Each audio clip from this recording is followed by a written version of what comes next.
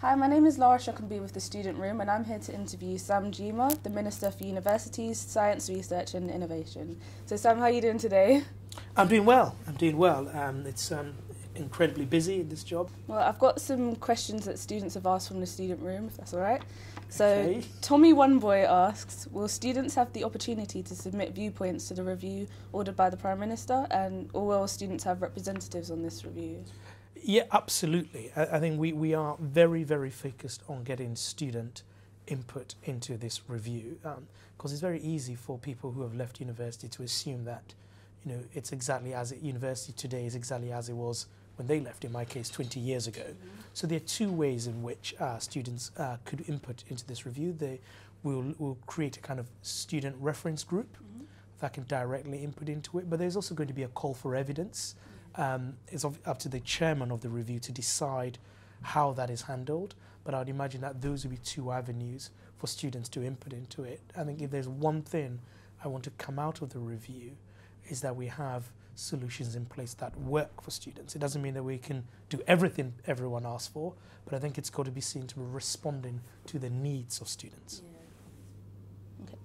Wolfman88 asks, I heard the government was considering placing tuition fee caps on the employability of certain subjects. Is there any truth behind this, and how would employability be quantified? Very good question. Although it's quite interesting our name there. And no, that is not policy. It is not government policy to introduce fee caps for different courses. The first thing is you can't have a review and then decide what the review is going to do at the start of it. So it's not government policy. I think the question that has been raised is, which I think is a legitimate one, why is it that most courses in universities are 3 years and cost £9,000, right? And could there be more variation by having different types of courses? So for example, 2-year degrees or commuter degrees where you stay at home and study, just to give students more choice and diversity. And I think there is a lot to say for that. You know, 534,000 people accepted a university place last year. And there's no way we can say that all of them have exactly the same needs and aspirations. So we want the review to look at the market to see, actually, is there a way of having more diversity? But no, nobody is saying that there are going to be caps. And this last thing you want, by the way, is for a minister in Whitehall deciding how much a university out there should charge for a given course. Plagiocase asks, given the fact that many students won't be able to pay off their loan, what's the point of having tuition fees? Why not just go straight to a graduate tax? Well, I think the current system is actually a hybrid between student tuition fees and a graduate tax. I say it's a hybrid because, yes, you have a sort of a loan that a student gets, but actually the payment mechanism is a graduate contribution mechanism. It's some 9% of your income if you're earning from 1st of April over £25,000. If you're ever in a position where you can't pay because you're out of work, you don't pay anything. And after 30 years, it's written off, however much you've paid.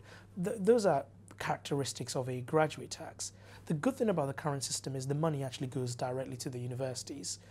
If it's a tax, you know, it goes to the Treasury and then someone decides what the universities get. I think it's much clearer having a system where the money follows the student to the university and the course that they're studying. And in the main, it works well, right? I mean, what are the tests for me saying it's worked well in the main? The fact that our universities are on a sustainable footing financially, and it will be a false economy to make universities' situation unsustainable because then they can't deliver excellent courses.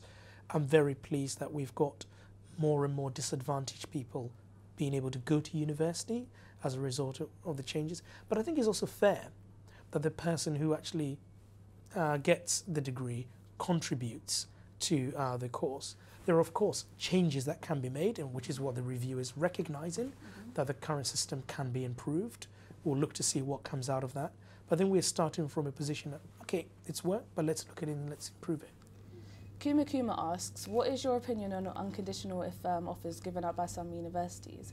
Are they a form of bribery, and do they encourage students to underperform at A-levels? Well, I've only just come across this in the job unconditional offers. I think the way I'll answer that is the point of principle is university education is great, but there are also other fantastic alternatives. And what you don't want is people going to university, firstly because they think if you want to show that you're clever, you've got to go to university. But secondly, go to university because the university made it so easy that they didn't really think hard about not just their options, but what is appropriate for them. So that's kind of my standpoint. I need to look into it, but I think you do want university to be there for people whom it's appropriate and they can see themselves doing well at university, rather than because it was the easiest option available. Bernadette04 asks, rents in halls of residences and private rents have soared and take up a huge chunk of maintenance loans. In many cases of low-income students, hall rents can be higher than the entire maintenance loan for a year. Will you be looking at rent caps? Well, it's not for me to look at rent caps where you've got private landlords, etc. But I am alive to this. I'm very alive to. You're quite right to mention the size of the rent versus the maintenance loan. There's also how landlords in some parts of the country demand the rent paid upfront for the year, which causes huge stresses and problems for families often, and but also within the halls of residence, that the thing that most likely to upset students is if there's a rent increase. I think this is a key part of cost of living, and it's something that as new minister in this area, I want to look at the cost of living for students and what we can do about it. So I wouldn't say rent caps, but I can say that cost of living for students is something that I want to take a serious look at to see what we can do to support and help. Fly Orchard asks, should we bring back maintenance grants to improve social mobility? Yeah, I mean, there's a lot of talk about this. The review will look at the issue of our student support and maintenance grants. Obviously, what the current situation has done is it means that there is no question of not being able to go to university because of a lack of cash, and the more disadvantaged you are, the more cash in hand you would get from the loan system.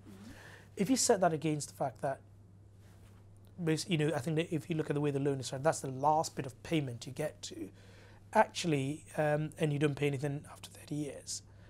It's, it could be improved, but I can see how it is. It works well by enabling disadvantaged students to get into university. But as I said, the review will look at this and we'll see where we come out. Okay. Fly Orchard also asks, do you think students from poorer backgrounds are put off university by the idea of having to get a loan? The evidence doesn't suggest that. There are more disadvantaged going to university. There are more black and minority ethnic students going to university than we've ever had before. And overall, there are more students going to university. If you were to draw a graph of fees and numbers going to university, there's no suggestion that the fees are distracting people, if anything, because the fees are not a barrier, right? You will get a loan if you get accepted onto a place. A big issue for some disadvantaged people at university is actually not just getting in, but actually being successful at university when they get in, and now post-university being able to get competitive jobs. I think those are areas that we really need to look at. Outreach and getting more disadvantaged is always something that universities should do, and as I'm sure you know, for every £9,000 that is paid, £1,000 from that goes towards outreach to help and support disadvantaged students apply and get into university. So that's baked into the current student finance system. So the university is actually only getting 8,000 of the 9,000 that is spent. Can more be done? Yes. Will I be looking at it? Absolutely. Yeah, Fly Orchard also asked...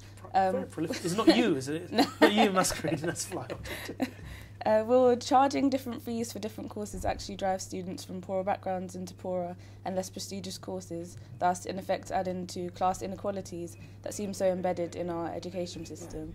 Sounds like Fly Orchard is from the NUS. No, as I've said, it's not policy. That's the key thing, is not policy. But what the question highlights is how complex this area is, because it's not just a question of which courses are cheaper or not cheaper. There's also the fact that in some universities they cross-subsidize. So charging on for humanities helps subsidize sciences. So it's quite a complicated system, which is another reason why it's something the review has to look at this in the round, rather than go for something that sort of might seem appealing at first glance but doesn't work.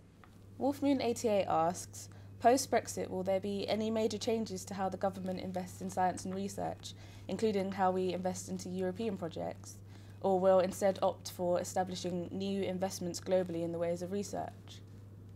No, it's a good question. The way I look at this is, in higher education, the UK is a global superpower. Most people talk about financial services and how financial services is important to the economy. I actually think our higher education sector is as critical, evidenced by the fact that the brightest and the best around the world are queuing to come and study here. And in terms of research, specifically scientific research and innovation, we punch above our weight as a country in terms of impact. Post-Brexit, what we want to do is lock in the benefits of being part of the EU and participating and collaborating in EU programs, but also build on that to be the global go-to place for science. Now, how do we do that? It's going to be a question. First, in terms of the Brexit negotiations, science is a real priority. I was at the EU Informal Competitiveness Council 2 weeks ago talking to fellow EU science ministers. The Prime Minister is very focused on science in our EU negotiations, but also domestically, we invest in more. Our science budget is the highest it's been for 40 years and has gone up by 2/3, and that's because we realise what the importance of this is. And we also recognise that for science to work, we need the brightest and the best to come here. So we're submitting evidence to the Migration Advisory Committee, which is looking at the visa system for international students. And I think together, all of those things together, if we get it right, will put us in a very strong position post-Brexit to do even greater things as far as science and innovation is concerned. Snufkin asks, considering the equivalent or lower qualifications policy has had a significant and detrimental impact on mature and part-time student numbers, will the Higher Education Review be looking at the ELQ policy? And do you personally believe that people with degrees should be able to access student loans to retrain? No, I think this is a key part where I think the review can actually add a lot of value. So it's part-time students, it's mature students, but also lifelong learning. The idea sort of 30 years ago that you got a job and you had a job for life and you got your pension at the end of it has disappeared. The world is changing rapidly, particularly in technology. So most of us in our working lives will not only have to change our careers, but we'll probably need to adapt our skills. So how we embed that in our economy, loans, the finance systems is just one part of it. The contribution of employers and how it works with employers and what you can do at different stages of your life, how you can link technical qualifications or do some technical things even if you had a degree. All of these things are things that I would want to see the review, and I know they will look at quite closely to make sure that it is a system that means that people can continue to have the best skills to participate in the economy and realise their ambitions. So thank you very much, Minister, for allowing us to interview you for the Student Room.